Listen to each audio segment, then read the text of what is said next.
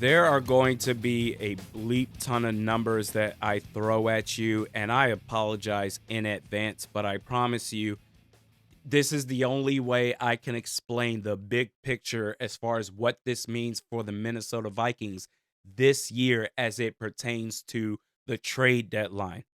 Evidently, there is a disparity between Spotrac and Over the Cap in terms of their salary cap calculations for the Minnesota Vikings prior to the Cam Robinson trade that went down yesterday.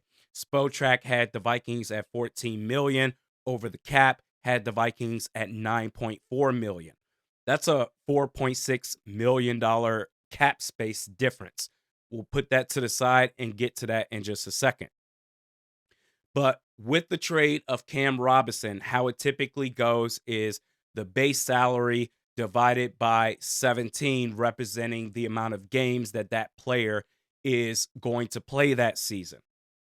Because the bonuses have already been paid by the prior team, in this case, the Jaguars. And I came up with around $9 million simply because the Jaguars have already played 8 games. They have 9 games remaining. You pay Cam Robinson the remaining 9 games. It's around $9 million.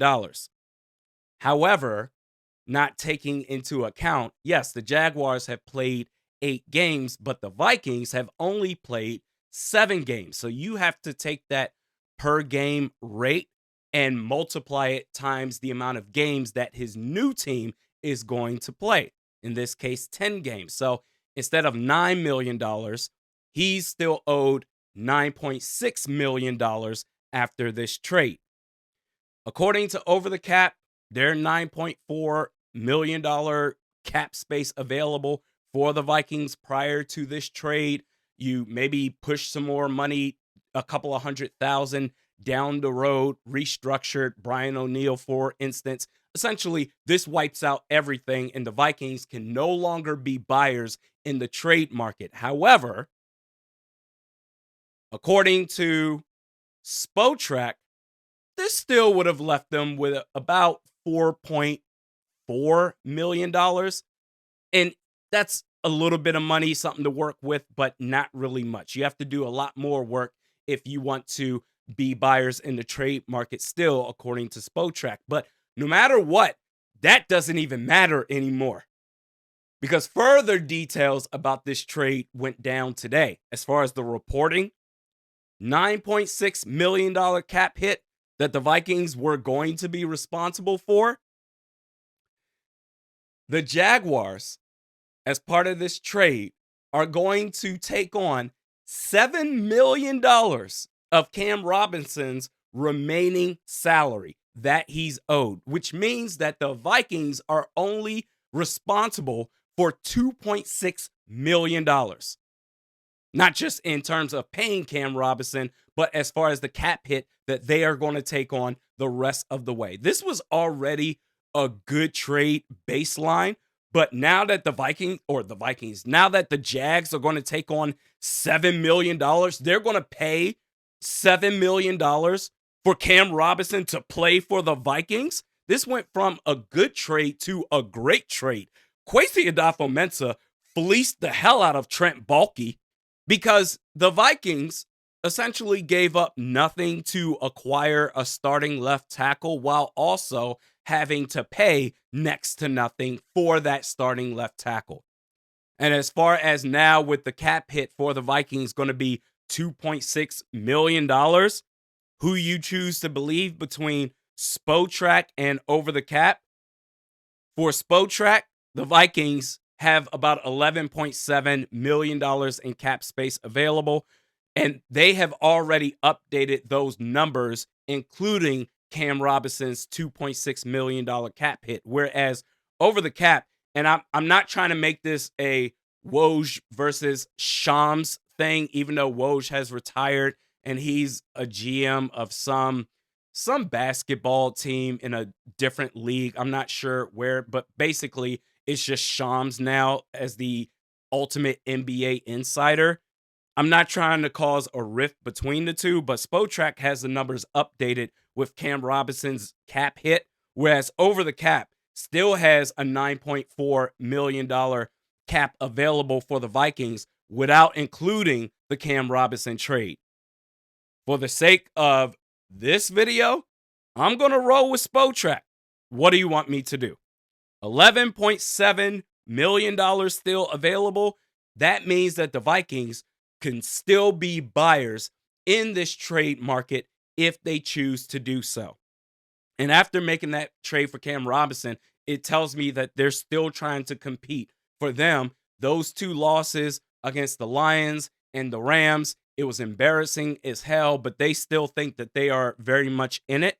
And not only can they be buyers at the trade deadline or prior to the trade deadline, they can still make a play for one of the big three players that we have mentioned on this channel. We're going to go over those three players one by one and the cap ramifications. And I'm also going to add a fourth player to that list. So the first three players, this is under what's going to be universally understood. You're going to have to give up at least a first round pick and then some. The fourth player, I think you can get away with giving up one of your 2 fifth-round picks in next year's draft. So anyway, let's get to the big three first. Dexter Lawrence has a $6 million base salary this year. After a trade, if you can land him, because the Giants are falling apart. All three of these players, they're coming from bum-ass teams. They'd be stupid not to entertain phone calls on trade negotiations, offers that the opposing team is willing to give up. Dexter Lawrence has a $6 million base salary, and assuming that any of these trades, if they are going to make these trades, it's going to be after the Colts game, after week 9. Trading for Dexter Lawrence, the Vikings would take on just a $3.2 million cap hit the rest of this year. Mind you, according to Spotrac, the Vikings have $11.7 million in cap available still. Jeffrey Simmons has a larger base salary of $16.5 million. Trading for him after week 9, the Vikings would be responsible of $8.7 million in a cap hit. J.C. Horn, he's still on his rookie deal, has a $1 million base. Trading for him leaves the Vikings responsible for $559,000 in a cap hit. So those three players, you're going to have to give up at least a first-round pick in the process. But the fourth guy that I'm going to mention that I think you might be able to get away with a fifth-round pick in 2025, cornerback DJ Reed.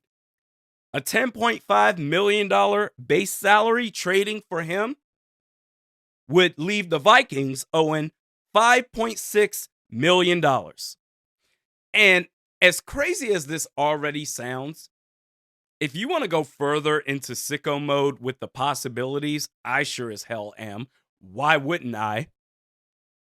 The Vikings, mathematically speaking, in terms of what I would think it would take to acquire these players, along with the cap hit that you would take on, according to Spotrac, the Vikings have a shot, I would say, to acquire both Dexter Lawrence and DJ Reed, addressing interior defensive line and corner with 2 massive upgrades.